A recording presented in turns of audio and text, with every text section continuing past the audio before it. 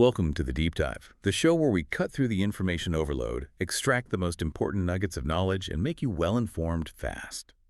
Today we're embarking on a journey into something truly transformative, the power of learning and self-discovery. Have you ever felt that compelling pull to step outside your comfort zone and learn something new, only to be met by that nagging voice of self-doubt? Or perhaps you've wondered how a simple, honest story can bridge divides and genuinely inspire action. That's precisely what we're exploring today. We're taking a deep dive into three interconnected aspects of modern life and personal growth. First, the profound journey of global education, which is far more than just, a change of scenery. Then we'll confront the pervasive challenge of imposter syndrome, particularly among ambitious learners. And finally, we'll unlock the ancient yet ever-relevant power of storytelling and communication. Our mission is to illuminate the immense rewards and, well, the practical realities of global education. We want to provide you with clear tools to navigate those tricky internal struggles, like self-doubt, and ultimately, unleash the incredible power of narrative in your own life. This deep dive is tailored specifically for you, whether you're contemplating your own educational path, feeling that familiar tug of self-doubt in your academic or professional life, or simply curious about how humans truly connect and influence one another. We're here to help you understand what's most important in this material. So, let's begin. Okay, let's unpack this. When we talk about global education or studying abroad, it's often perceived as just like an extended vacation, a chance to tick off some travel bucket list items. But the sources we've examined make it crystal clear. This isn't merely a temporary change of scenery. This is a genuinely transformative opportunity that deeply reshapes perspectives and builds essential skills invaluable in our increasingly interconnected world. It truly is. It's a journey that consistently unlocks new personal and professional possibilities. What's fascinating here is that while the scale feels incredibly modern, the concept itself, well, it has deep historical roots.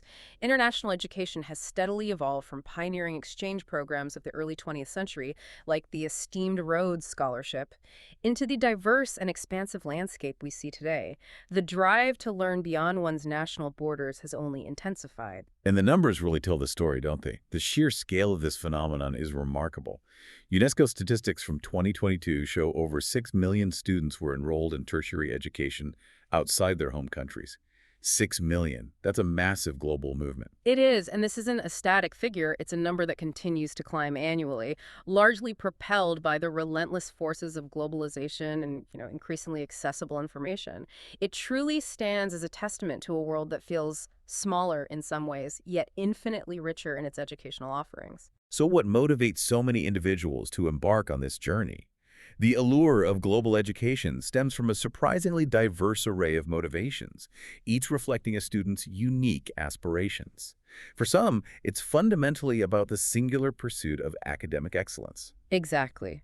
They're seeking out world-renowned institutions like Stanford or Oxford, drawn by the promise of cutting-edge research opportunities and access to top faculty in a rigorously challenging academic environment.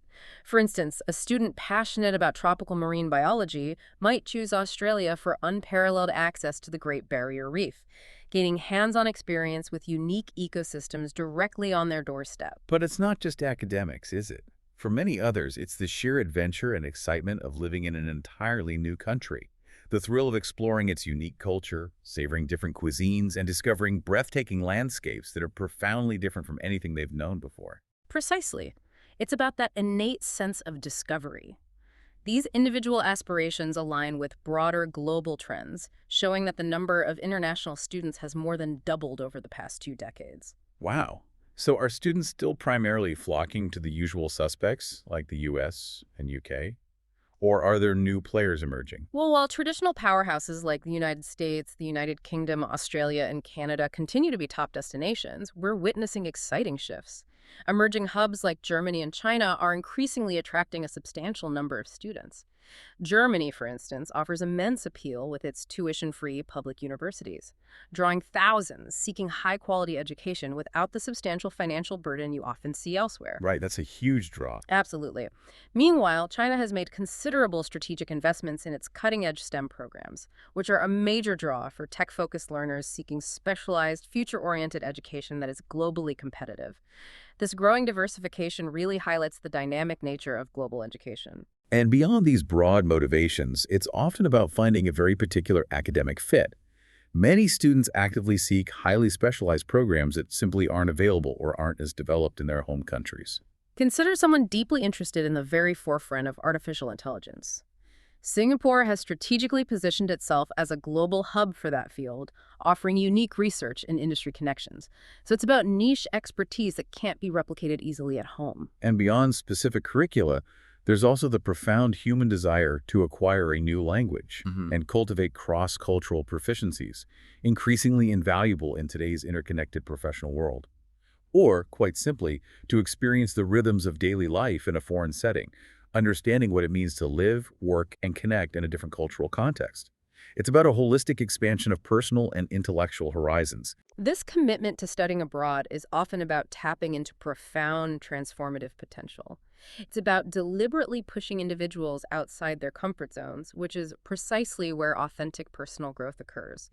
This experience actively challenges deeply ingrained preconceived notions, whether they're about how a society functions, what constitutes success, or even what a traditional classroom dynamic looks like. It invariably cultivates a broader, more nuanced worldview. Can you give us a tangible example of that kind of transformation? Like, what does that actually look like for a student? Sure. Think of a student from Brazil discovering entirely new perspectives on art and history while immersing themselves in France, seeing centuries of European influence and artistic masterpieces firsthand, or a Canadian student gaining unexpected, profound insights into the intricate interplay of cutting-edge technology and deeply rooted tradition while studying in Japan. These aren't merely academic exercises. They are deeply personal revelations that fundamentally reshape how you understand the world and your unique place within its complex fabric. And in this undeniably modern age, we cannot overlook the pervasive influence of social media. Platforms like Instagram and TikTok have amplified the visibility of study abroad experiences in ways we never would have envisioned even a decade or two ago. You see those pictures, shared stories, breathtaking photos of foreign landscapes, and relatable videos from global peers that create an incredibly powerful aspirational pull. Absolutely. You see someone hiking Machu Picchu or celebrating Oktoberfest or perhaps just chatting easily in another language, and it sparks a genuine curiosity within you, a profound desire to experience that kind of personal growth and adventure for yourself. It's a very visual, immediate, and intensely personal form of inspiration that resonates deeply. Hashtag this tag 1.2 profound benefits of studying abroad. Okay, so let's explore the profound benefits. Let's really unpack why making this leap to study abroad is so immensely worth it. First and foremost are the indisputable academic gains. Studying abroad offers unparalleled access to world-class academic institutions. Exactly. We're talking about vibrant centers of innovation, critical thinking, and groundbreaking research. These institutions offer highly specialized courses that might be unavailable elsewhere, cutting-edge research opportunities that can genuinely define a career trajectory, and faculty who are truly pioneers in their fields.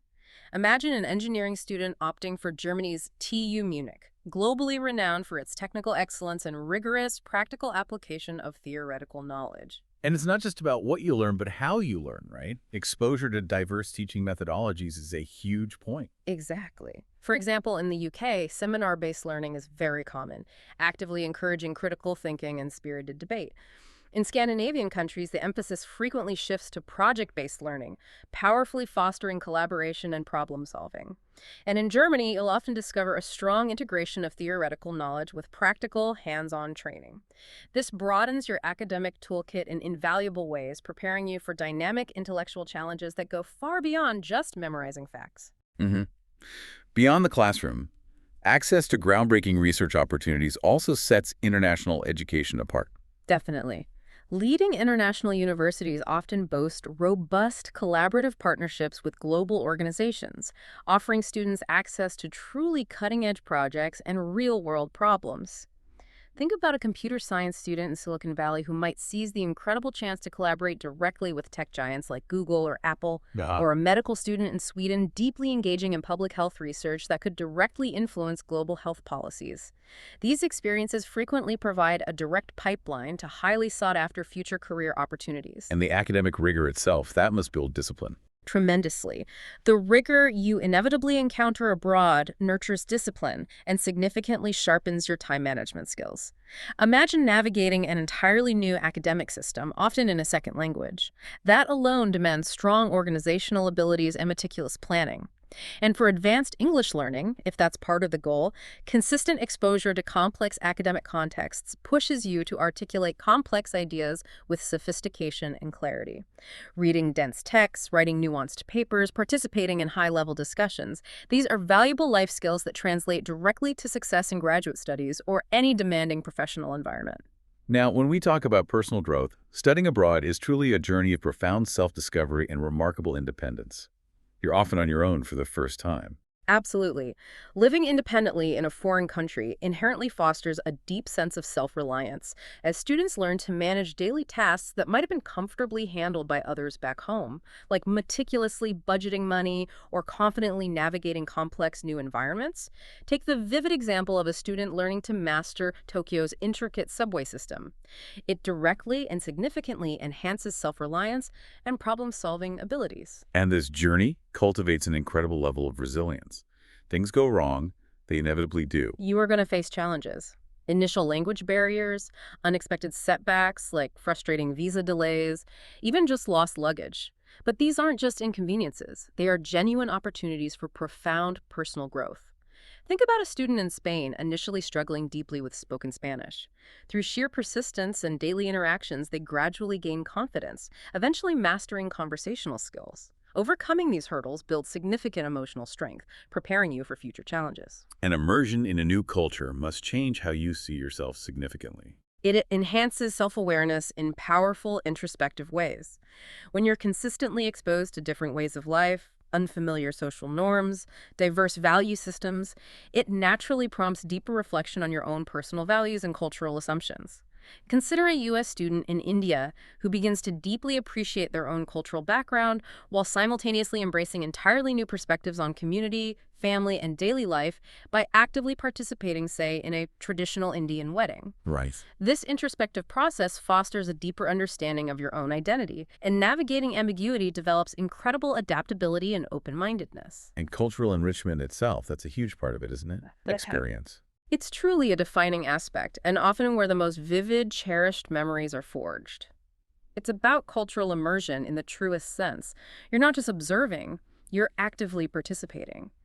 Imagine a student in Italy enthusiastically participating in Carnival or learning to lovingly prepare an authentic pasta dish from a local nonna.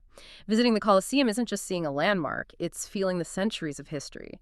These profound experiences deepen your understanding of heritage and create lasting memories. And what's particularly powerful here is how language acquisition acts as an incredibly potent gateway to even deeper cultural understanding.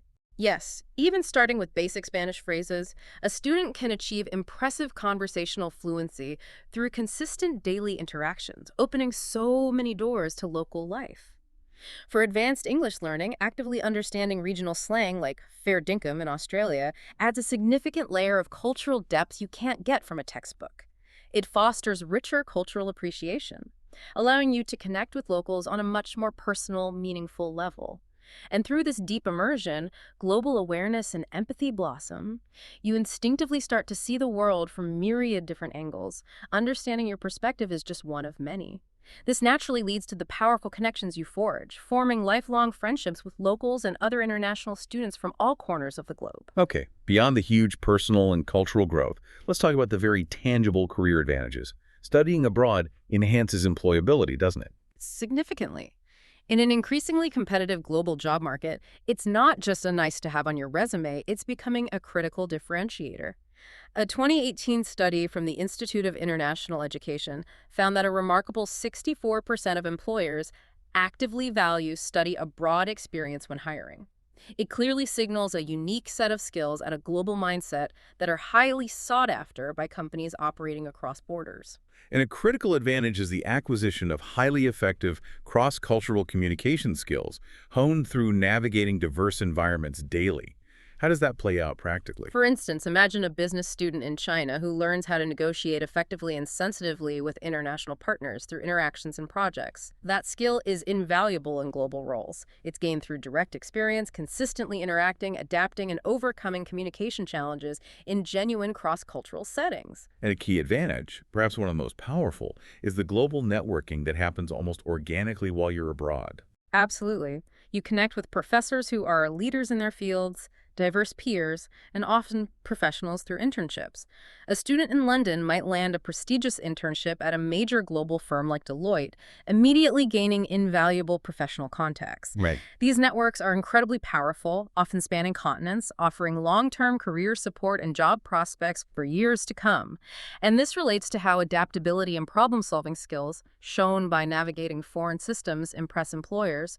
It's not just about textbook knowledge, but crucially how you applied yourself, innovated, and persevered in challenging, unfamiliar environments. Consider a student in Brazil successfully managing significant language barriers to thrive academically. That undeniably showcases exceptional initiative, resilience, and resourcefulness on a resume. ### Cup for 1.3 real challenges and practical solutions. So the benefits are clearly huge academically, personal, culturally, professionally. But we have to talk about the hurdles. It's not always easy. Absolutely crucial to acknowledge. These challenges require thoughtful preparation and resilience. Let's delve into these realities. First, and often the most immediate concern, are the substantial financial pressures. International tuition at top U.S. universities can easily exceed $50,000 annually. Living costs in major global cities like London or Tokyo are notoriously high. Rent alone often ranges from £800 to £1,200 monthly, maybe more. Wow. Then there are hidden costs, those that catch students by surprise. Visa application fees, mandatory health insurance, significant travel expenses, plus emergencies. So how can students mitigate these costs? It sounds daunting. It is daunting, but manageable with strategy. Prestigious scholarships like Erasmus Plus or Fulbright help significantly but require early, diligent application. Work is often an option, but you must be exceptionally mindful of visa restrictions. Australia, for instance, typically limits work to 20 hours per week during term time. Choosing cheaper destinations helps dramatically, like Germany with its tuition-free public universities. And opting for shared housing saves substantially on rent. The key is planning. Proactive, detailed budgeting and rigorously exploring all funding avenues well in advance are crucial to prevent financial stress. Beyond finance, cultural and social adjustments are a very real, often profound part of the experience. Culture shock is real. Very real. You encounter it navigating unfamiliar social norms, different foods, communication styles. Imagine a student in Japan initially feeling overwhelmed by indirect communication and meticulous etiquette. And homesickness often kicks in, a natural response, particularly during holidays. Building new, meaningful social connections takes time and effort. Actively joining student clubs or societies, attending cultural events, seeking a mentor, these make a huge difference. Participating in an international student group is fantastic for finding others in the same boat, creating an instant support network. Comprehensive pre-departure research helps immensely. Learning about local customs and basic phrases reduces the initial shock. Academic adaptation can also be surprisingly daunting, even for bright students. Definitely. You're not just learning new material, you're adjusting to entirely new academic systems, different grading, teaching styles, maybe unforeseen language barriers, even if you think your language skills are good. What's particularly nuanced is that even in English-speaking countries, subtle language barriers can hinder full participation, especially for students aiming for advanced English learning. Accents can be incredibly thick and academic jargon specialized. Sure. So specific preparation is vital. Taking specialized language courses, focusing on academic vocabulary or advanced conversation, and researching academic expectations. Effective time management and proactively seeking support from academic advisors or tutors are essential to ease that transition. Now let's touch on logistical and legal complexities. The bureaucracy can be overwhelming. It certainly can be if you're not meticulously prepared. Visa applications alone are notoriously complex, extensive documentation, strict timelines, lots of patience needed. A UK student visa typically demands concrete proof of sufficient funds, and processing can take up to 3 months. Wow, 3 months? Yeah. Once you have the visa, housing can be another challenge. Finding affordable, suitable accommodation, especially in desirable cities like Sydney, can be incredibly competitive. And critically, strictly adhering to all visa work restrictions is absolutely essential. Failing to do so can lead to severe penalties. Thorough pre-departure research, using university support services, and connecting with current students or alumni are crucial. Let's move on to practical strategies for success then. How can you best prepare? Preparation is unequivocally the key to maximizing the experience. Thorough planning ensures you're ready academically, culturally, emotionally. For pre-departure planning, meticulously research programs and destinations. Ensure they align with your interests and career goals. Budgeting is non-negotiable. Apply for scholarships early. Gain a clear, comprehensive understanding of specific visa requirements and timelines. Creating a detailed timeline for everything, admissions, visas, housing, to avoid panic or delays. For cultural preparation, invest time learning about the host country's customs, history, and basic language phrases. For advanced English learning, actively familiarizing yourself with regional accents, common idioms, and academic jargon greatly enhances comprehension and confidence. And how else can you deepen cultural readiness? Utilize cultural workshops offered by universities. Leverage online resources like Duolingo. Actively participate in cultural events. Academic preparedness is just as vital. Understanding credit transfers is crucial. Research course syllabi and connect with academic advisors at both institutions. Language proficiency tests like IELTS or TOEFL are not just hurdles but crucial benchmarks for advanced English learning readiness. Build essential study skills, and don't underestimate joining study groups or seeking tutoring support. Finally, emotional resilience is critically important. It's about consciously building mental fortitude, acknowledging up front that homesickness, isolation, and cultural adjustments are real challenges you'll likely encounter. Actively creating a robust support system, regular video calls home, connecting with international student groups, or using university mental health support is vital. Set realistic expectations. Adaptation takes time. #tag Pantag 1.4 real-life journeys. Peace studies. Okay, to bring all this to life, let's illuminate some real-life journeys. 2 compelling case studies that highlight the transformative power of studying abroad. Great idea. First, let's delve into Maria's journey in Japan. Maria, a determined biology student from Brazil, chose Kyoto University for its research opportunities. Initially, she faced significant struggles, persistent language barriers, and adapting to Japan's reserved culture, but she didn't give up. She enthusiastically joined a university language exchange club, which not only helped her rapidly learn conversational Japanese, but was instrumental in making friends and building a supportive social circle. More move? Academically, she thrived in hands-on research on aquatic ecosystems, gaining specialized skills that positioned her perfectly for a competitive graduate program in environmental science. She meticulously managed costs through a scholarship and by strategically tutoring English part-time. Maria's journey cultivated incredible personal resilience, problem-solving skills, and deep cultural adaptability qualities that profoundly shaped her successful career. A truly inspiring story of personal initiative. What's the second one? Ahmed's experience in Germany. Ahmed, an ambitious engineering student from Egypt, chose TU Munich, renowned for technical excellence. He initially faced distinct challenges: intense academic rigor and adapting to a new grading system and teaching approach. He navigated this with proactive engagement, forming diligent study groups for mutual support and consistently consulting professors. Good strategy. Culturally, he truly embraced it with an open mind, enthusiastically immersing himself in German traditions, participating in events like Oktoberfest, which helped build lifelong friendships and an authentic connection to the local culture. He secured a highly competitive summer internship with Siemens, a global engineering powerhouse. This invaluable hands-on experience led directly to a coveted job offer upon graduation. Ahmed's story is a powerful testament to how meticulous preparation, academic and cultural, and maintaining an incredibly open mind for new experiences and challenges can launch you into an exceptional, globally oriented future. Maria and Ahmed's global adventures truly highlight external growth. But what happens when you return, or even mid-journey, and find your biggest challenge isn't the new language or culture, but a voice inside whispering you don't belong? That internal hurdle, often amplified by ambitious learning, leads us directly into the pervasive experience of imposter syndrome. So we're shifting gears now to talk about something that resonates with so many of us, especially in academic settings. We're talking about imposter syndrome among students.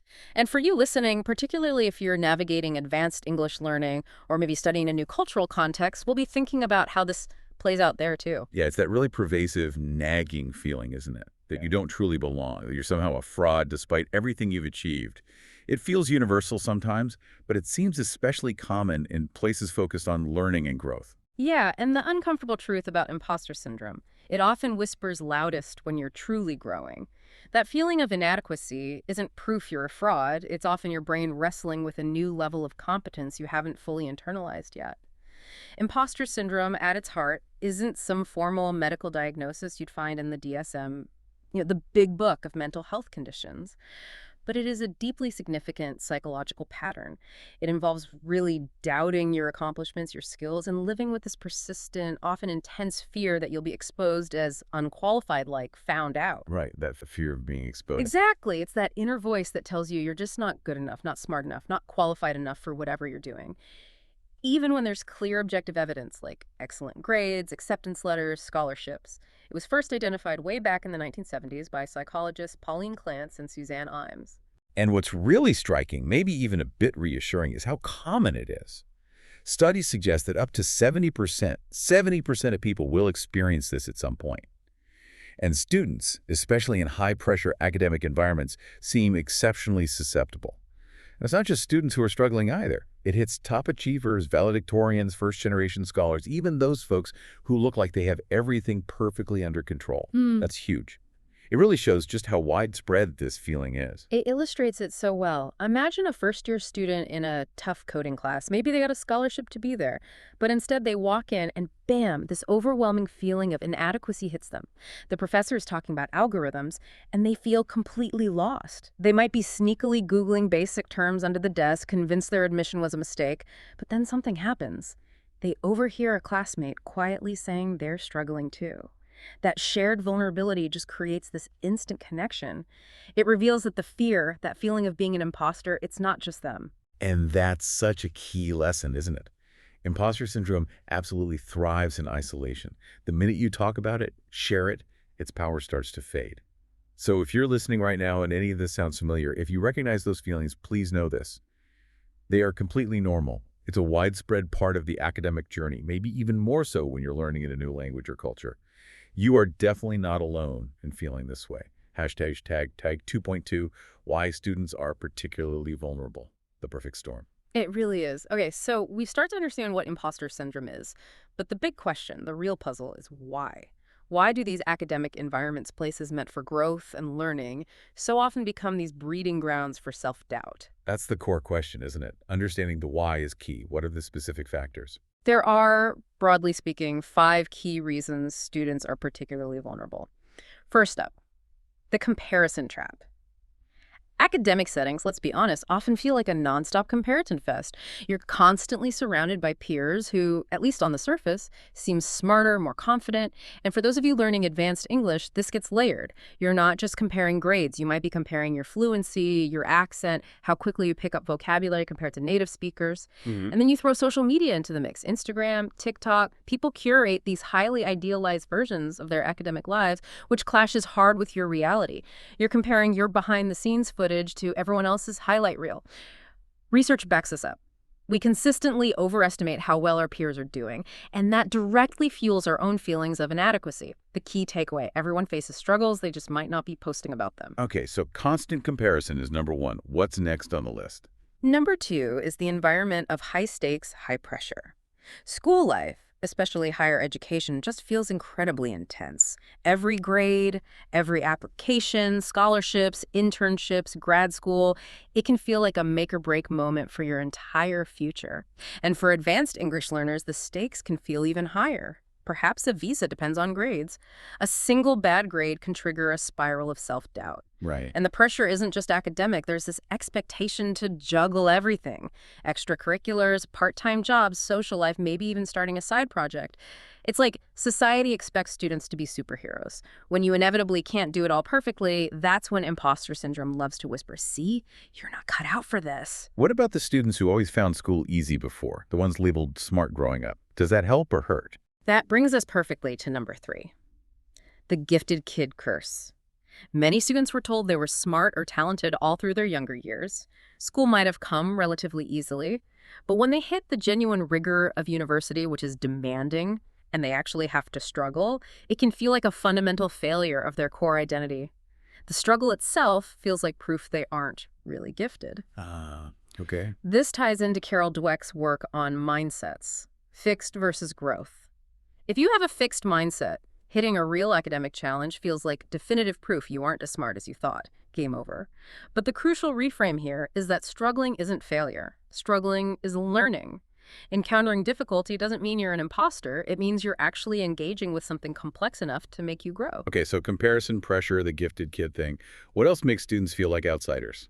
Number 4 is about diversity and representation gaps. Imposter syndrome can hit even harder for students from underrepresented communities. This could be first-generation college students, students of color, women in STEM fields, LGBTQ+ students, students with disabilities, anyone who feels like they don't fit the typical mold or image of their program or field. Not seeing people like yourself around makes it harder to feel like you belong. Yeah, that makes sense. This is especially relevant for advanced English learners who are also navigating cultural differences. Research shows that first-generation students often experience higher rates of imposter syndrome, partly from lacking that insider knowledge of unwritten rules. Your presence is valid, but the experience can feel isolating without that shared background knowledge. Okay, one more factor. You mentioned something about the transition itself. Yes, the fifth point is the transition to independence. Moving to college or later to grad school, it's often the first time a student is truly on their own, fully responsible for their academics, their schedule, their life. And for advanced English learners, add navigating a potentially new country, culture, and language to that mix. During this intense period of adjustment, it's incredible. It really is. Knowing how it manifests for you makes it easier to challenge. We've identified 5 common ways, or archetypes if you like, that we see in students. You might recognize bits of yourself in more than one. First, there's the perfectionist. This person sets incredibly high standards, often totally unrealistic ones. Getting a 95 on a test isn't good enough. They genuinely feel they should have gotten 100. They tend to dismiss their real successes and fixate intensely on tiny mistakes. For an English learner, this might look like agonizing over every grammatical slip, feeling any imperfection exposes them. Exactly, that constant pressure for flawlessness. Then number 2, the overworker, sometimes called a super student. This person feels compelled to work much harder than their peers just to feel like they belong, like they've earned their spot. We're talking constant all-nighters, revising papers endlessly, signing up for every extra credit opportunity. It's driven by a need to prove their worthiness, not necessarily by passion for the subject. They fear if they slow down, they'll be found out. Running on fumes just to keep up the appearance. Exhausting. Pretty much. Third is the lone wolf. This type actively avoids asking for help from professors or classmates. They're convinced that asking for help will expose them as a fraud. So they struggle alone, often thinking they're the only one who doesn't understand something, which is rarely true. This is especially tough for English learner who might worry about formulating the question correctly, compounding the isolation. Right, that makes it even harder. Okay, fourth type. Fourth, we have the natural genius. These are often folks who are used to things coming easily. So when they finally encounter something in college that requires real, sustained effort, diligent study, they panic. If a subject doesn't feel immediately intuitive, they take it as proof they aren't actually smart enough. Needing to try hard feels like failure to them. Interesting. So struggle equals failure in their mind. In a sense, yes. And finally, number 5, the superhero. This student tries to excel perfectly in every single area of life at once. Flawless grades, leadership in multiple clubs, a part-time job, intense fitness routine, vibrant social life, all of it. It's driven by this deep-seated belief that they have to be truly extraordinary, exceptional in all domains, just to justify their place. It's an utterly exhausting and unsustainable way to live. Those archetypes are really illuminating. I imagine listeners might be seeing themselves, maybe even a blend. And in your experience, is there one that tends to cause the most problems? It's definitely more common to see a blend, but the lone wolf can be particularly damaging. Why? Because it actively prevents the very things that help combat imposter syndrome. Connection, support, realizing you're not alone. It traps you in that isolated cycle of perceived failure, making it incredibly hard to break free without external help. Hashtags tag 2.4, the impact of imposter syndrome. Okay, so we know what it is, why it happens, and how it shows up. Let's talk about the real impact. Because this isn't just a minor annoyance, is it? If left unchecked, imposter syndrome can have some pretty serious consequences on a student's life and well-being. You're absolutely right. It's far more than just a fleeting feeling. The impact can be quite significant. A major area is mental health struggles.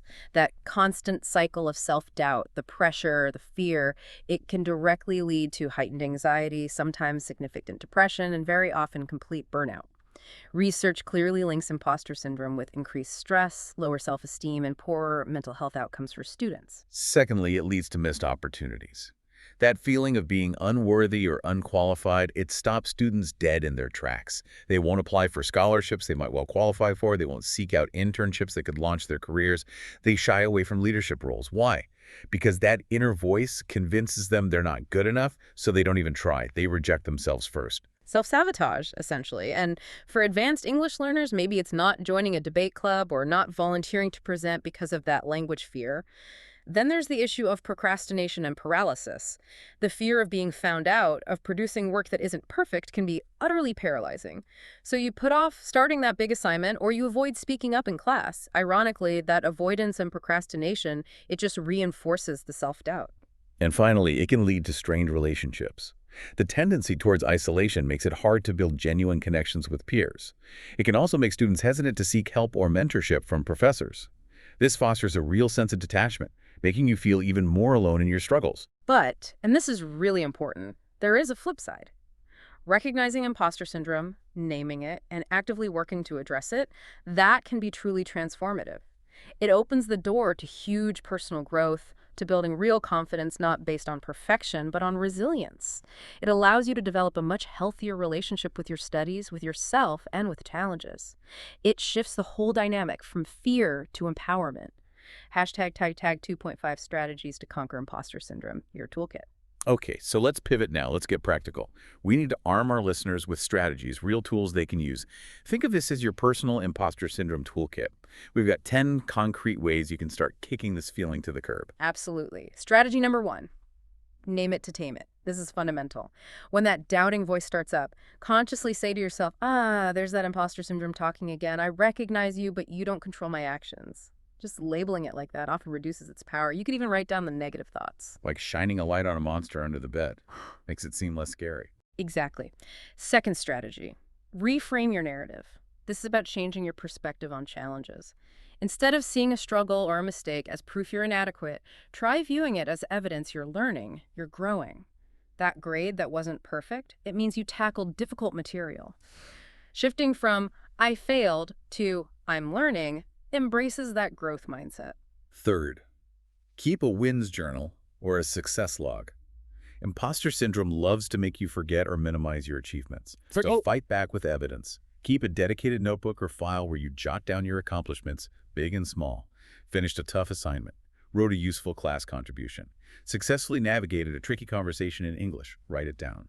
Over time, this becomes a concrete record of your competence. Fourth, and this connects back to the isolation point, talk about it. Imposter syndrome thrives in silence and secrecy, so break the silence. Open up to someone you trust, a friend, a classmate, a mentor. You'll likely be surprised how often the response is, oh my gosh, me too.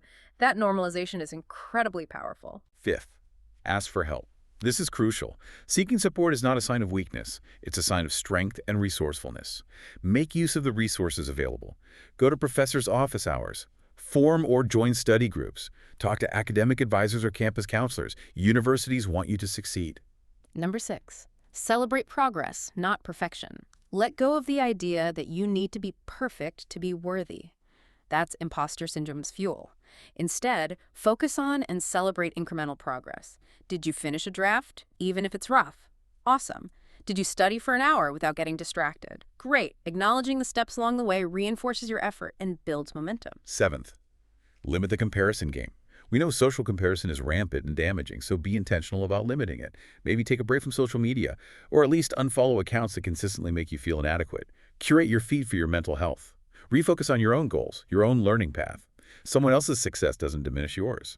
Number 8, find your people. Surround yourself with a supportive network. Find peers, mentors, maybe professors who genuinely uplift you, validate your experiences, and believe in you. Join clubs, organizations, study groups where you feel included and valued. This is especially important for students from underrepresented backgrounds or those navigating a new culture or language. Find that first-gen group or the International Student Association. Ninth, practice self-compassion. This means treating yourself with the same kindness, understanding, and encouragement you'd offer a good friend who is struggling. We're often so much harder on ourselves than on others, aren't we?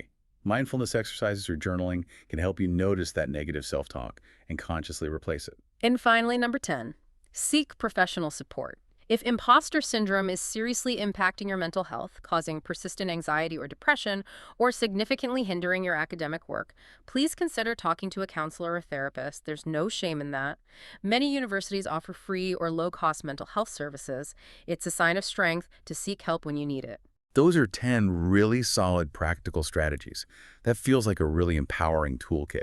Hashtag 2.6 research in the role of educators. And it's not just theory either.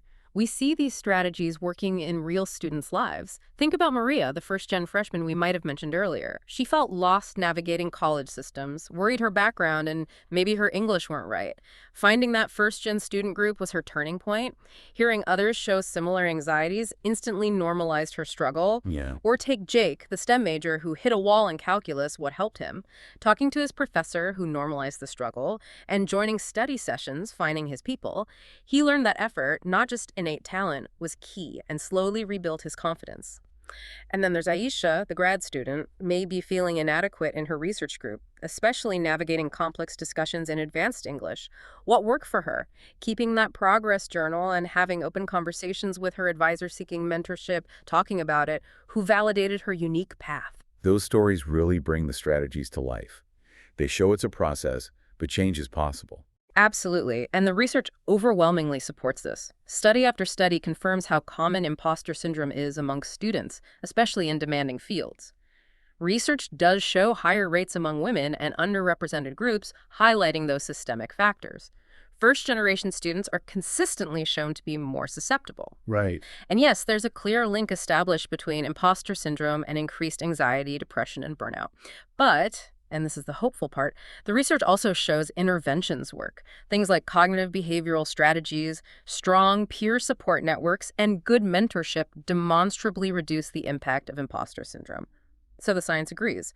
While it's common, it's definitely manageable with the right approaches. It's not a life sentence. That's so important to hear. The research confirms both the problem and the solutions, and hearing that really broadens the picture. It's not just on the student feeling this way. The environment, the support systems, they matter hugely. Which brings us to the role of educators. Professors, mentors, they can make a massive difference, can't they? Oh, absolutely. They play a crucial role in shaping the environment, and there are concrete things educators and mentors can do to help students combat these feelings. First, simply normalize struggle. Educators sharing their own past academic challenges or moments of uncertainty can be incredibly powerful. It shows students that difficulty is a normal part of learning, even for experts. That vulnerability builds trust. Exactly. Takes the pressure off. Second, create inclusive environments. This means consciously using diverse examples in lectures and readings, representing different backgrounds and perspectives. It means fostering a classroom culture where all students feel seen, respected, and valued. For English learners, maybe acknowledging linguistic diversity positively. Third, actively encourage questions. Make it clear that asking for help or clarification is not just okay, it's encouraged. Remove any stigma, celebrate curiosity, frame questions as signs of engagement, not ignorance. Maybe have ask anything moments. Precisely. Make it safe to not know. Fourth, provide clear, constructive feedback. Feedback needs to be specific. It should highlight strengths and provide clear guidance on areas for improvement. Vague criticism or overly harsh feedback can trigger imposter feelings. And fifth, offer mentorship and be approachable. Educators should make an effort to be accessible, especially to students who might feel marginalized or out of place. Being a supportive mentor can be transformative. Just knowing there's someone you can go to with questions who believes in you can be a powerful antidote. Those are fantastic points for educators. Okay, we have covered a lot of ground today, from what imposter syndrome is to why it hits students so hard, how it shows up, its impact, and crucially, a whole toolkit of strategies to fight back. It's clear this is a complex, real, and often painful experience, but the big takeaway seems to be that it's manageable. It doesn't have to define you. Once you started to quiet that inner critic, once you truly understand your own capabilities, how do you then effectively share your unique insights, your journey, and ultimately influence others? The answer often lies not in facts, but in the timeless art of storytelling. Okay, so our final part of this deep dive is all about the power of storytelling and communication, maybe with a nod to advanced English learning as well. We all tell stories pretty much every single day, whether we realize it or not. But have you ever stopped to think about just how incredibly powerful those stories truly are? Yeah, storytelling isn't just for entertainment around a campfire anymore, is it? It's a truly fundamental human tool. It impacts connection, persuasion, understanding across all aspects of life. It's basically what makes messages stick, what sparks emotions, and genuinely brings people closer together. And what's fascinating here is that from those ancient campfires right up to today's digital screens, stories have always been the bedrock of human connection. This isn't just about conveying raw information like facts and figures. It's really about sharing lived experience, doing it in a way that truly resonates with you, that allows that information to kind of transform into something memorable, something meaningful. For this deep dive, we're going to explore why stories stick with us so well, how they've shaped our world throughout history, what makes a genuinely great story, and maybe most importantly, how you can harness this ancient art for more impactful communication in your own life. So let's start with why. Why do stories have such a grip on us? Forget rote memorization. The true key to recall isn't repetition, it's connection. It's about making things resonate. Exactly. Our brains are simply hardwired to latch onto stories. It seems like they're comfort food for the mind. When you hear a compelling story, multiple parts of your brain light up. Sure, the language center processes the words, but the engagement doesn't stop there. For instance, if a story describes a sprint through a dense forest, your motor cortex might become active, almost as if you're running too. This phenomenon is known as neural coupling, and it's why stories feel so incredibly vivid. When someone tells a story, the listener's brain actually synchronizes with theirs, mirroring the same patterns of activity. It's almost like you're sharing a mental wavelength. So if our brains are literally in sync when we hear a story, does that explain how they act as memory superglue, how they make things stick? It absolutely does. Stories provide context and meaning to information. Our brains just adore patterns, and stories offer this structured framework that makes facts considerably easier to retain. Think about trying to memorize a grocery list. Bit boring, right? Tough. But tell a story about racing through the store for a surprise dinner party, needing these specific ingredients, and suddenly those items stick because they're part of a dynamic sequence. We've seen this play out throughout history, too. Ancient cultures, before widespread writing, relied entirely on oral storytelling to transmit everything: survival strategies, cultural values, history. The Aboriginal Australians used songline stories sung while traveling to navigate thousands of miles of desert, encoding landmarks and vital resources.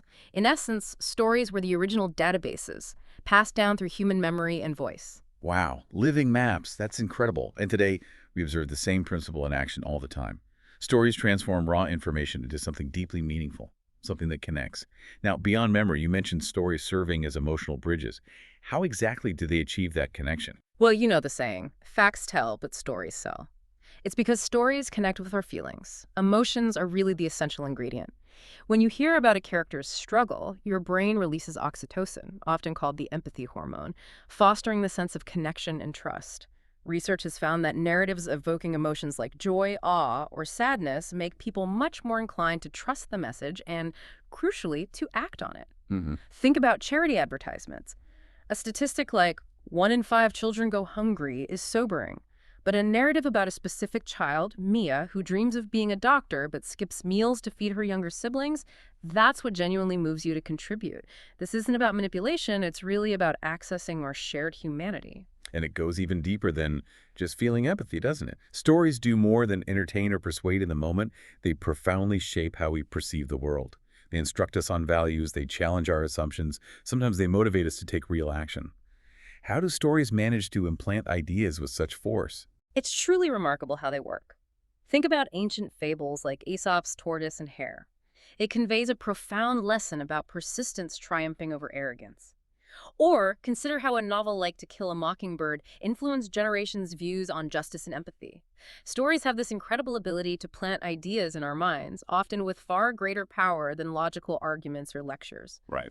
And part of the reason is they cleverly bypass our initial defenses. If someone presents you with a logical argument you disagree with, your defenses might go up immediately. But a story invites you in.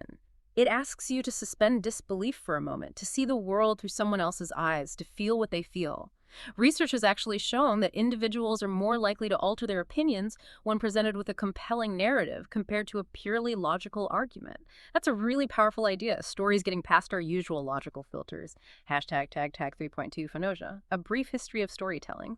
A whirlwind tour. Let's take a quick journey through time, a whirlwind tour, to see just how storytelling has evolved and why it's still the heartbeat of communication. Picture this. It's maybe 30,000 years ago, early humans huddled in a cave. They were painting vivid scenes on the walls. Exactly. Those cave paintings, like the famous ones in Lascaux, France, were primal stories capturing moments of triumph or warning about dangers. And what's truly profound is how this fundamental human need to share experience evolved from there. Fast forward to ancient Mesopotamia, around 2000 DCE. We have the Epic of Gilgamesh, one of the oldest written narratives, grappling with huge themes: friendship, loss, the very essence of being human. These early stories shared vital knowledge, imparted moral lessons, and forged a strong sense of collective identity. And before the written word, stories thrived entirely through oral tradition, living and breathing as they passed through generations. In ancient Greece, bards like Homer spun epics like the Iliad and the Odyssey. In West Africa, the griots served as esteemed keepers of history, singing stories of kings and ancestors. These oral traditions were fluid, evolving with every retelling. So then when writing emerged, giving stories a more permanent home, how did that change their impact? Did it make them more fixed? It was certainly a revolution. Yeah, it gave them more permanence. Ancient scribes in Egypt and China meticulously recorded tales on papyrus and bamboo. By the Middle Ages, monks diligently copied manuscripts like Beowulf. But the real game changer was the invention of the printing press in the 15th century. Suddenly, stories could reach the broad masses.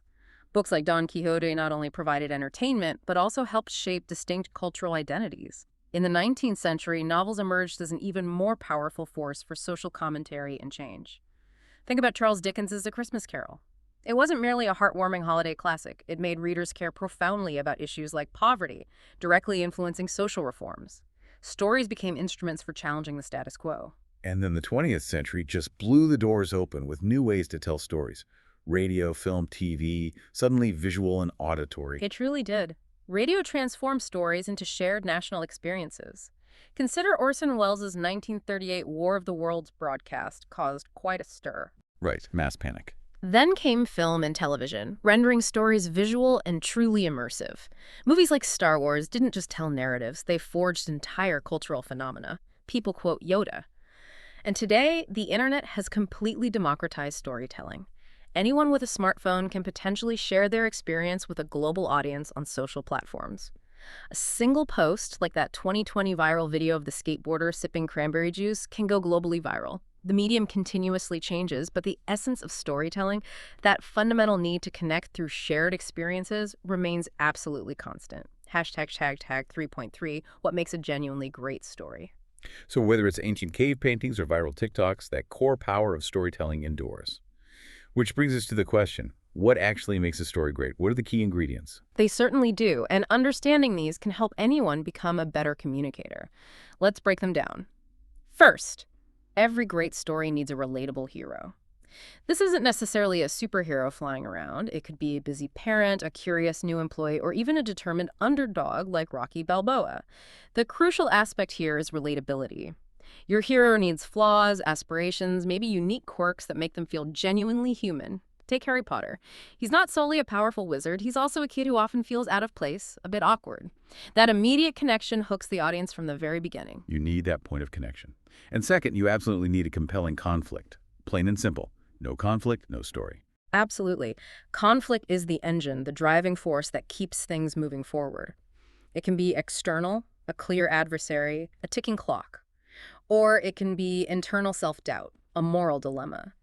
The most compelling conflicts often feel personal and urgent to the hero. In The Hunger Games, Katniss isn't simply fighting for her physical survival, she's grappling with profound themes of sacrifice and rebellion. It's essential to make the stakes exceptionally clear. What's at risk? Got it. Hero, conflict, what else? There needs to be feeling, right? Definitely. Third, you need emotional depth. A story completely devoid of emotion is like a sandwich with just bread. Great stories evoke a genuine response in you, the listener or reader, whether it's laughter, suspense, or profound hope. Pixar's Up is a brilliant example. That opening montage depicting Carl and Ellie's life together strikes such a deep chord because it taps into universal human emotions of love, companionship, and profound loss. You don't need to elicit tears every single time, but you should aim to spark some feeling. That makes sense. The emotional connection is what makes a story memorable. What of the structure? Does it need a specific shape? For sure, structure is crucial. So fourth, stories require a clear arc. They need structure. A distinct beginning, a developed middle, and a satisfying end. The classic narrative arc setup, confrontation, resolution is highly effective because it mirrors how we naturally process life experiences. The setup introduces the hero and their normal world. The confrontation presents the challenges, and the resolution reveals how the hero and maybe their world has transformed. Even a very brief anecdote, like recounting a chaotic airport adventure, naturally follows this kind of arc. Gives it a sense of journey and completion. Yeah, that's fine. Exactly. Fifth on our list, vivid details. These are like the vibrant spices of storytelling. Instead of simply stating, "It was a tough day," describe the feeling of the rain soaking through your socks or the unmistakable coffee stain blooming on your favorite shirt. Show, don't tell. That's the classic advice. Specifics make the narrative feel authentic and tangible. They pull the listener into the scene. However, a word of caution. Focus on a select few impactful images or sensory details that effectively set the scene without bogging down the pace. Consider Ernest Hemingway's famous 6-word story, "For sale, baby shoes never worn." Incredibly powerful. Less is often more. Wow, yeah, powerful. And finally, number 6. What ties it all together? Number 6, great stories often resonate profoundly because they tap into a universal theme, something larger than the specific events of the plot. They connect to fundamental human experiences like love, courage, loss, redemption, belonging, the big stuff. Even a highly personal story should ideally connect to some kind of universal truth or feeling. If you're recounting a story about struggling with a difficult exam, maybe concentrate on the broader theme of overcoming setbacks or the importance of perseverance. That's what makes your specific story applicable and resonant to someone who has never faced that particular challenge. Hashtag 3.4 applications of storytelling. Hero, conflict, emotion, arc, details, theme. Got it. That's a great framework. And the good news is you don't need to be a best-selling author or a Hollywood screenwriter to apply this power of storytelling. It's a tool for everyone, every day. Think about work, for instance. Imagine you're pitching a new project to your boss. You could just rattle off statistics about potential ROI. How can a story transform that pitch? Well, instead of just the numbers, tell a brief story about how this project could genuinely transform a specific customer's experience for the better. Or paint a vivid picture of the team celebrating a significant success once the project is launched. Steve Jobs was an absolute master at this. When he unveiled the first iPhone back in 2007, he didn't just list the technical specifications. He narrated a story of a revolutionary device that would reinvent the phone and fundamentally alter how we live and communicate. Right, the vision. That compelling vision, presented as a story, is what cemented Apple's legendary status. Storytelling also cultivates trust in the workplace. Research from the Harvard Business Review found that leaders who share personal stories about setbacks and recovery are perceived as more authentic. So the next time you're leading a meeting, try beginning with a brief story about why this particular project genuinely matters to you personally. Okay, work makes sense. What about education? Educators have long understood that stories make lessons far more memorable, haven't they? Oh, absolutely. It gives context to facts. Instead of merely reciting dates and names related to World War II, a good teacher might share an account from a soldier's actual letter home, filled with their hopes and fears. Suddenly, history isn't just dates on a page. It feels alive. Yeah. Studies back this up. Students retain information much more effectively when it's framed within a narrative structure. This principle extends way beyond the formal classroom, too. If you're trying to explain a complex concept to a friend or colleague, embedding it within a relatable story or analogy can often help it truly resonate. I find myself doing that all the time without really thinking about it. And in our personal lives, too, the most meaningful conversations we have with friends or family are often just rich with stories, aren't they? Yeah. It's how we truly connect on a human level. It really is. Stories are how we share our authentic selves, our experiences, our perspectives. They foster empathy and deepen intimacy. When you share a vulnerable moment, you implicitly invite others to open up as well. It's a direct route to forging more profound, genuine connections. Here's something to try. The next time you're at a social gathering, instead of defaulting to superficial small talk, try sharing a brief, perhaps humorous or meaningful story about something that happened in your recent week. It's remarkable how often this simple act can open up conversations and lead to unexpectedly deeper connections. Well, what about something many people dread? Public speaking. Stories are apparently our ultimate secret weapon here.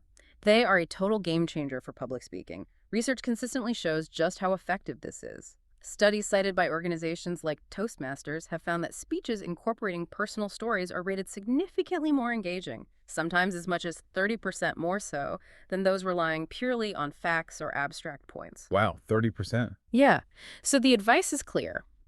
Begin your talk with a compelling narrative. Maybe a challenge you personally overcame, a valuable lesson you learned the hard way, something to immediately capture the audience's attention and make them lean in.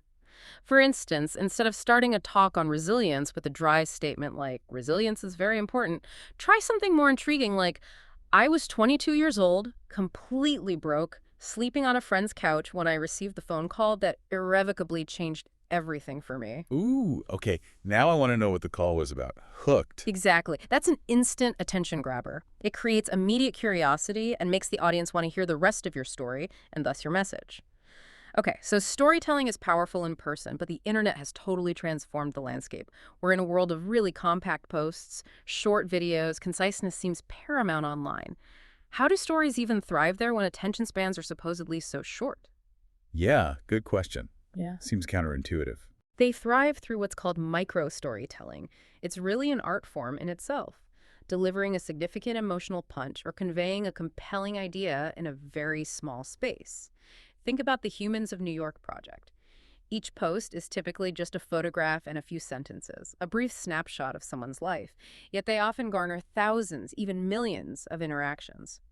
To excel, the key is to concentrate on one vivid image or a single powerful emotion. Instead of just posting, I had a great vacation, try something more evocative, like, the sunset turned the ocean to fire as I stood barefoot on the shore, pondering what awaited me back home. Definitely more engaging, paints a picture. And digital platforms also allow for something relatively new on a mass scale. Audiences actively influencing the story. It really blurs the line between the storyteller and the audience, and it's a fascinating development. Think of things like choose-your-own-adventure-style games or even simple social media polls where followers get to determine the next plot development. The streaming service show Black Mirror. Bandersnatch famously allowed viewers to make choices that actively directed the narrative path. Oh yeah, I remember that. Even brands are embracing this interactivity. You can try this yourself on a small scale. Post a little story starter on a social platform, maybe something like, I just discovered a mysterious locked wooden box in my attic. Should I try to open it? Then let your followers vote or comment to guide what happens next. It's a really engaging way to involve your audience directly and cultivate a sense of shared community.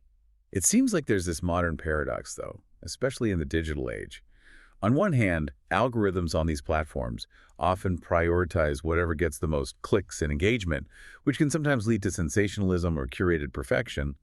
But on the other hand, audiences seem to be fundamentally craving authenticity more than ever. How do we as storytellers balance that tension? That's a crucial observation, and it's a real challenge. But the data consistently backs up the craving for authenticity. Reports like the annual Edelman Trust Barometer have repeatedly found that a significant majority of people trust real stories from individuals, peers, employees, regular people, much more than highly polished, corporate-sounding brand content. So perfection is out, reality is in. The advice is often to discard the overly curated and possibly perfect aesthetic. Instead, dare to share raw, honest moments. Maybe it's the behind-the-scenes glimpse of your creative process or perhaps the humorous mishap you experienced. That kind of authenticity, that vulnerability, truly cuts through the digital noise. It allows you to connect on a deeper, more human level, which ultimately builds more lasting trust. Okay, so stories connect us, persuade us, help us learn. But they can also genuinely change the world, can't they? Drive social impact. Absolutely. Remember the Ice Bucket Challenge back in 2014? It Yeah. generated a staggering $115 million for ALS research. The genius was coupling those viral, attention-grabbing videos with the personal, often heartbreaking narratives of individuals and families living with ALS. That combination made a relatively rare disease feel incredibly urgent and deeply personal to millions. Stories humanize issues. They transform cold, abstract statistics into relatable faces, names, and experiences. Another powerful example is the 2017 Women's March. It leveraged countless individual stories of women confronting inequality, everything from workplace discrimination to personal struggles shared widely across social media. These narratives didn't just propagate awareness, they built a formidable movement. Research has confirmed this effect. Personal narratives shared on social media significantly amplify social causes. So stories don't just inform or raise awareness, they also powerfully motivate people to take concrete action. It sounds like they tap into something deeper, maybe more primal than just statistics or policy arguments. Absolutely. Emotion drives action far more effectively than logic alone often does. During the 2020 Black Lives Matter protests, for example, the story shared widely on social media harrowing accounts from George Floyd's family. Narratives of everyday people facing systemic injustice incited millions worldwide to march. Studies have revealed that narratives focused on social issues are significantly more likely to inspire tangible action from people compared to simply presenting statistics. Right. When you feel a genuine, visceral connection to a story, when you empathize with the people involved, you're far more inclined to actually do something about it. Brands utilize this strategically too, especially those focused on social responsibility. Think about Patagonia's environmental campaigns. They don't just list grim climate change facts, they show beautiful, threatened places. They tell compelling stories of endangered forests or local activists passionately championing change. Their 2019 documentary film Artificial didn't just educate viewers, it motivated them to advocate for specific sustainable fishing policies. And stories also seem to forge that sense of us, building community around a shared cause or identity. It's remarkable to watch. The hashtag #MeToo movement, which gained massive global traction starting in 2017, was propelled almost entirely by survivors courageously sharing their personal experiences of harassment and assault. Those individual narratives shared under that common hashtag didn't just raise awareness, they fostered a powerful global community of mutual support and solidarity. By sharing your own story related to a cause you care about, you implicitly invite others to connect, to share their own experiences, and to become part of a larger collective narrative. Here's something practical. If you are passionate about a particular cause, try sharing a personal account of why it holds significance for you. Post it online, maybe encourage others to share their related stories too. You might be genuinely astonished at how effectively stories can bring people together and amplify a collective voice for change. Hashtag tag 3.5, practical steps to craft your stories. Okay, this is all incredibly inspiring. So for everyone listening who's thinking, all right, I want to do this, want to tell better stories, ready to roll up your sleeves, you don't need to be a professional writer or speaker, just as you said. A little practice and some heart. Let's talk about some practical steps to actually craft your stories. Absolutely. Let's get practical. Step 1. Find your story. Don't feel pressured to invent something epic. Begin with something personal, something real. What's a moment that significantly impacted you? Perhaps a funny mishap at work, a difficult lesson you learned, maybe a small, unexpected triumph. If you're struggling for ideas, try using prompts like, "What's a time I felt truly alive?" or "When did I learn something important the hard way?" Even everyday interactions can become a compelling little story with the right perspective. Okay, so start small, start personal. What's next? Keep it simple. Step 2. Structure it simply. Don't try to build a complex, multi-layered plot right away. Utilize that classic arc we discussed. Setup, conflict, resolution. Introduce your hero and their ordinary world, the setup. Then introduce a challenge, the conflict. And finally, show how the situation culminates, the resolution. For example, instead of just saying, "My summer vacation was great," maybe concentrate on telling the story of that one specific night you went camping under the stars and finally confronted a lifelong fear of the dark. Keep it focused. Focus is key. Got it. And then bringing it to life. Step 3. Show, don't tell. This is classic writing advice for a reason. Rather than simply stating an emotion like, "I was nervous," actively show it. Describe your clammy hands, the profound knot tightening in your stomach, the way your voice wavered. Sensory details immerse people in the narrative experience. Here's a quick exercise. Write a simple sentence stating an emotion like, "I was happy."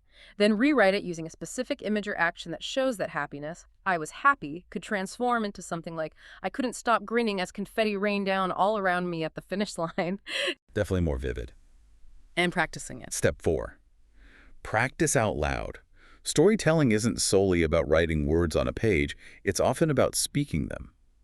Narrate your story out loud, maybe to a patient friend, your pet, or even just record yourself on your phone. Pay close attention to where you naturally hesitate, where the energy dips, or where you might lose momentum. Then refine those sections. Voice recording apps are excellent tools for this. Hearing yourself can be revealing. Okay, step 5. Step 5. Know your audience. This is crucial.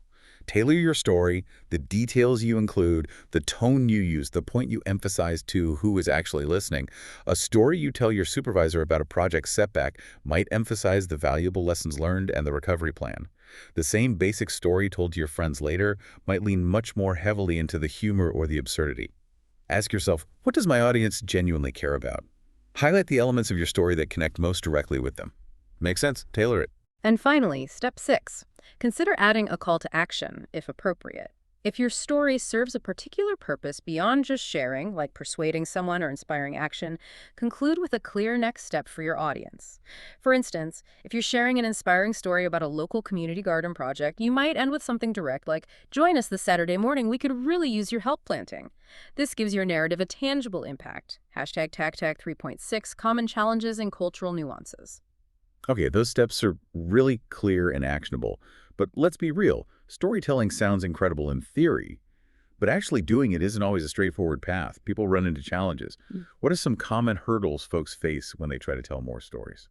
That's a very valid point. It's a skill that takes practice. One of the biggest hurdles people often encounter is the fear of vulnerability. Sharing personal stories, especially ones involving mistakes or difficult emotions, can feel quite exposing. What if people judge me?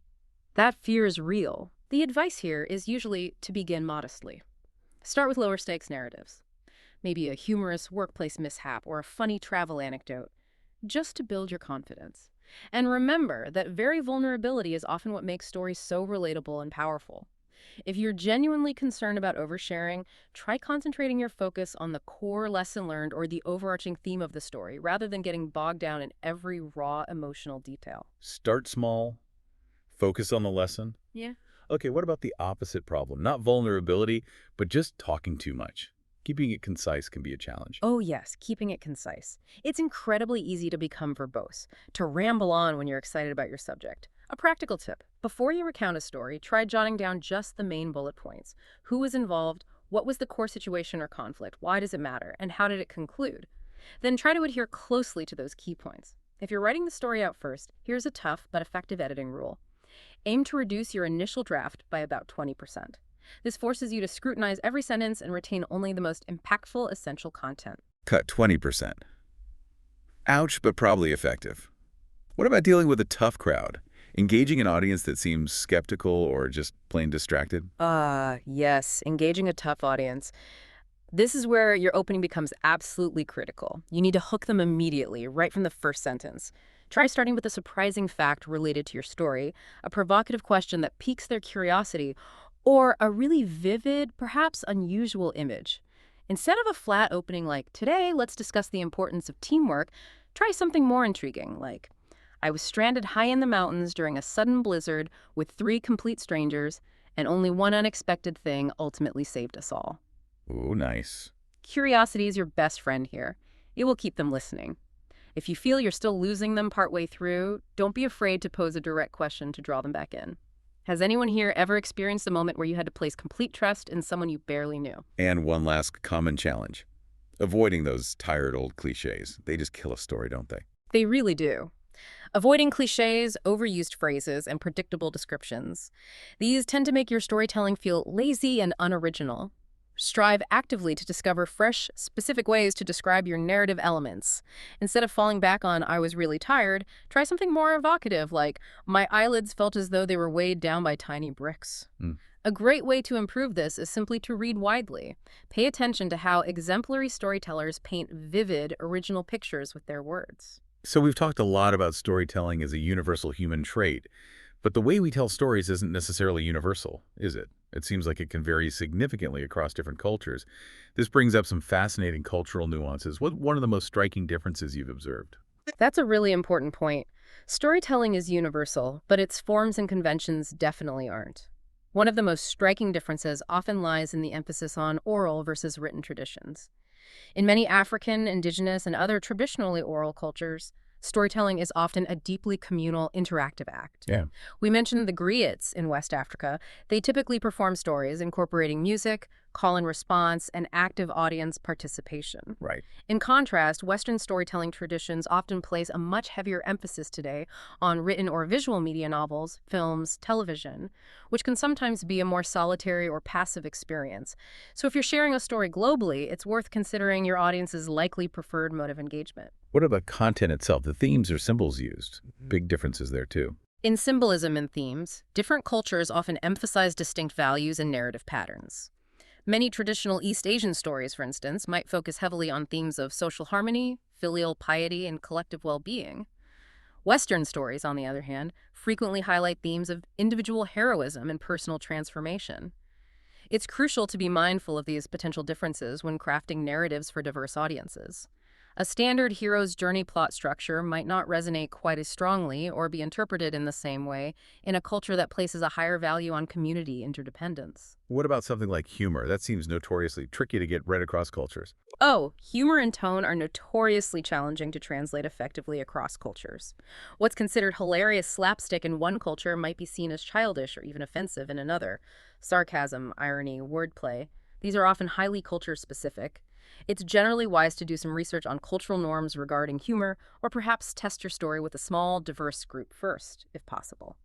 When in doubt, leaning on more universal emotions like hope, joy, empathy, or gratitude might be a safer bet, as these tend to transcend specific cultural boundaries more easily than humor does. And critically, this is so important. What about respecting the stories of other cultures? Avoiding appropriation?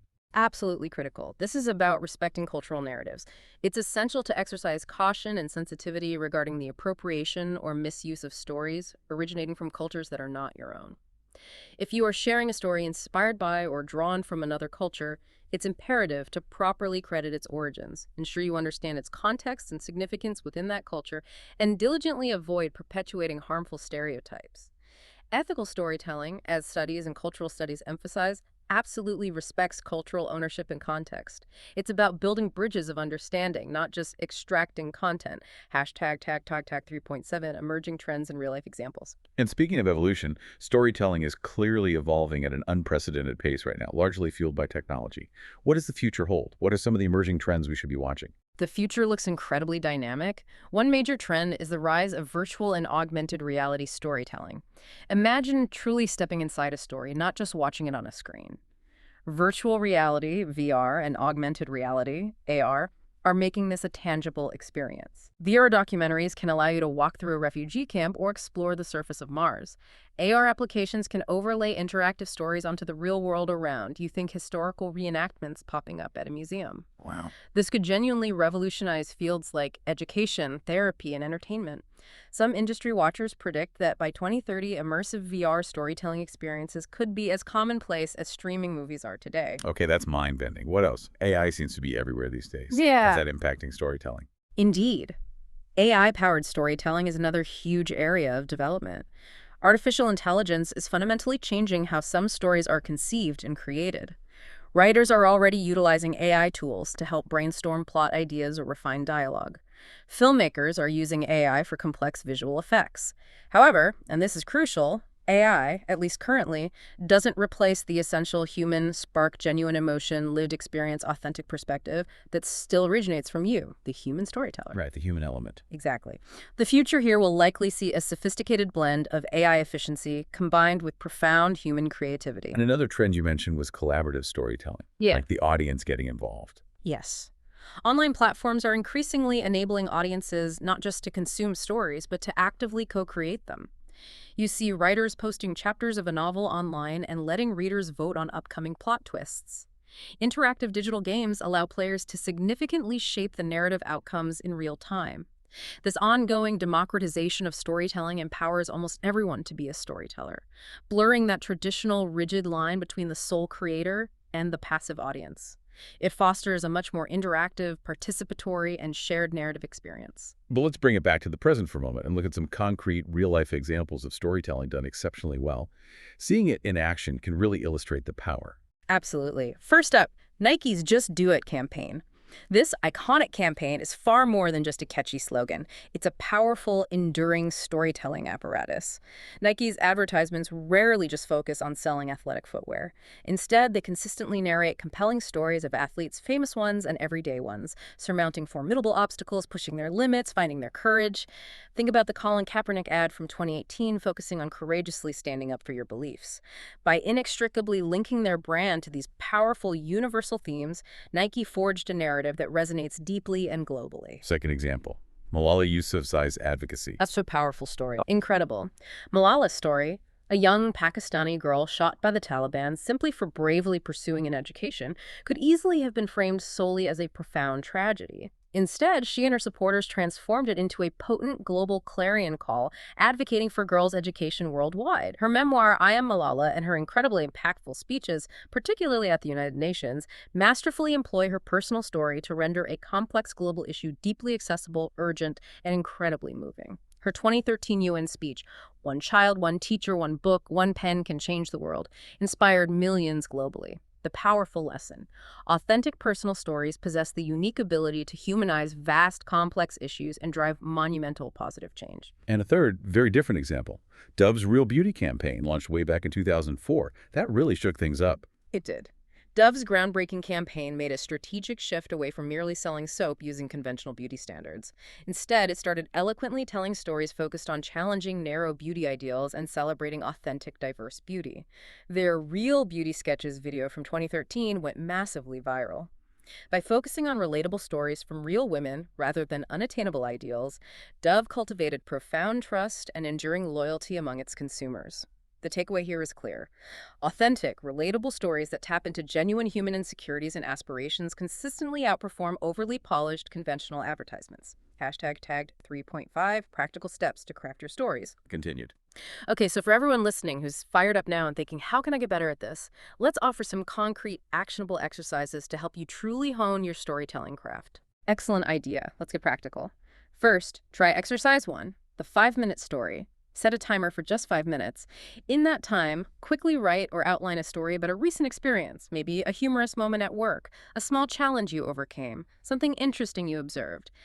Just focus on hitting that basic narrative arc: setup, conflict, and resolution. Then, if you feel brave, share with a friend and ask for quick feedback. What part caught their attention most? Where could it be clearer? Low stakes, quick practice. Nice, quick and easy. Next. Exercise 2, the emotion swap. This one helps you master that show don't tell technique. First, compose a very short story about a genuinely joyful moment you experienced. Then rewrite that same basic story, but this time aim to convey deep sadness or perhaps fear, altering only the specific sensory details, the character's actions, and the overall tone. For instance, a sentence like, "I smiled broadly at the bustling party," could become something like, "My smile felt rigidly plastered on, a grimace really, as the noisy room seemed to spin disconcertingly around me." Yeah, that's a great way to practice manipulating tone and detail. Exercise 3. Exercise 3, the one-sentence hook. Challenge yourself to craft just a single, compelling opening sentence for a story that immediately grabs attention and makes people want to know more. A strong example might be something like, "The day I accidentally found a stranger's detailed diary hidden inside my own backpack, my ordinary life turned completely upside down." Try posting your best one-sentence hooks on social media and just observe how people react. And finally, exercise 4. Something interactive. Exercise 4, story swap. This is a great interactive one. Pair up with a friend, colleague, or family member. Agree on a simple common theme, like a time I took a significant risk or an embarrassing moment I survived. Then each of you share your personal story related to that theme. As you listen to your friend's story, pay attention. How does their individual style differ from yours? What specific parts of their story make it particularly impactful or memorable? This exercise is fantastic for building empathy, observing different techniques, and sharpening your own storytelling instincts. Hashtag tag outro. Those are fantastic practical exercises anyone can try. So as we wrap up this deep dive, what's become incredibly clear, journeying from ancient campfires right up to today's flashing digital screens, is that storytelling is far more than just a useful skill. It's arguably the inherent human superpower. It's fundamentally how we make sense of this often chaotic world, how we forge deep connections with others, and how we effectively inspire action and change. Whether you're sharing a simple personal anecdote with your family, pitching a groundbreaking new idea at work, or just crafting a quick post online, stories are your most powerful tool to cut through the overwhelming noise of modern life and leave a genuine, lasting mark. And remember, it's not really about achieving technical perfection or becoming some master orator overnight. It's fundamentally about being genuinely human, sharing a piece of your experience and connecting with the experiences of others. That truly sums it up beautifully. And it raises an important final question for everyone listening. What's your story? What's a story only you can tell? Maybe try telling one today, even if it feels small or insignificant. Perhaps it's about that time you missed your bus and ended up stumbling upon something truly unexpected and wonderful down a side street. Or maybe it's about the precise moment you realized what genuinely matters most to you in life.